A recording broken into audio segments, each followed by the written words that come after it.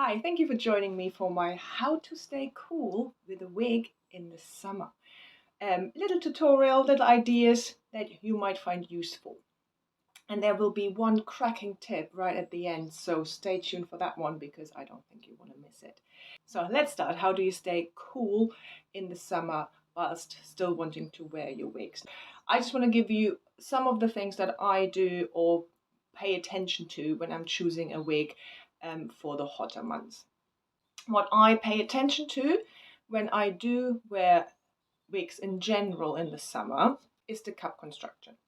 One of the main ones that I personally find really useful are the open wefts construction caps.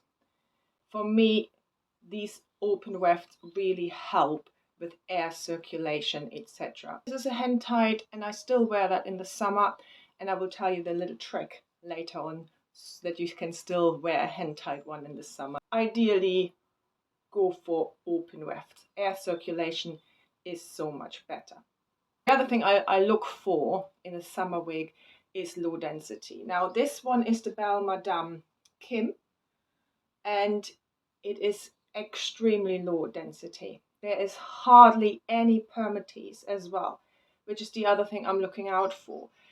The more permatease, the warmer it will feel. It almost is like a thermal effect, like you have a hat on. So that's ideal for the winter, but for the summer you might want to avoid permatease as much as possible.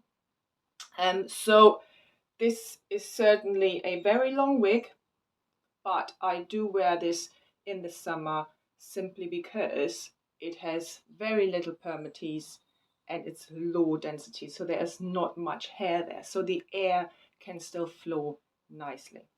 You can wear shorter wigs, so for example the Stella by Ellen Wille, again low density, wefted cap, really nice and airy. It really is a lovely little summer bob. If you want to go for longer hairstyles, I think, go for a hairstyle that you can tie up. So what I like to do is you can obviously do a low pony. When it gets really hot, I think I like to have the hair off my neck. So a very simple one is to just do this. Make sure it's all a bit loose. So if you have a wig edge, it just disguises that. And then you have a longer wig that's off your neck, and it will help with the coolness. Another thing you might want to consider is the actual hair color you go for. In the summer, I do tend to go for the blondes more, simply because the darker ones seem to absorb the sun and the heat a little bit more, and therefore feel maybe a little bit hotter to you. There's also the option of almost like a half wig.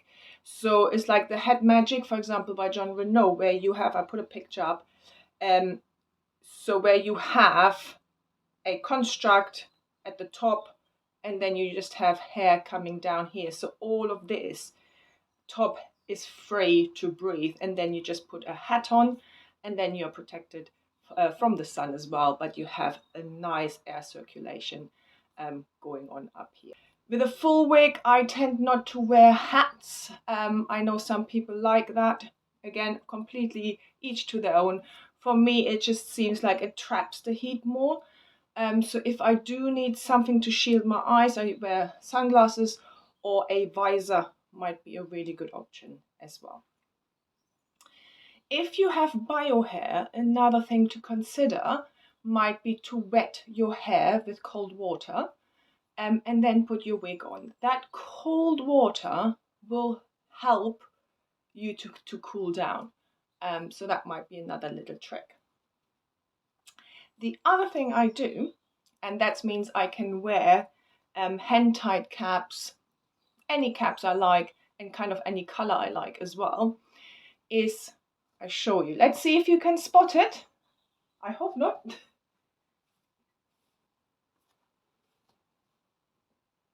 If you haven't seen anything, that's what I was going for.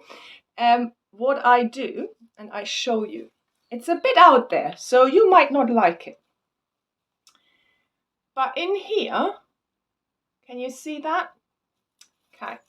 What it is, just a sanitary towel where I put water in it, as much as it will hold. Then I put it in the freezer, and then I normally freeze it overnight. When it comes out, you have a really nice cold ice pack that is definitely quite small. So hopefully, as you just seen, you can't see it. You might hear it, it's a bit crinkly. But again, nice to stay cool. So, and then you can decide where you want to lay it. Now, I found that the underside of the pad is where it is the coolest.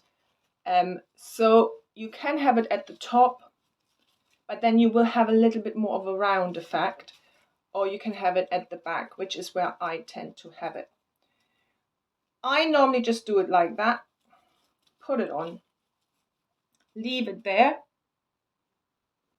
and then put my wig over it, and you might have to move it up under the wig a little bit.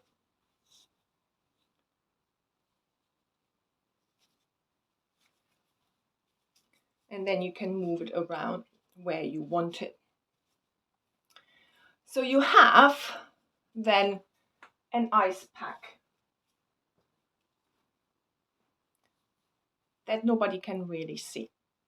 If you want it in a very particular place, you can maybe use some tape or a wig, put it underneath, put a wig cap on, and then put your wig on, and then it will stay exactly where you want it.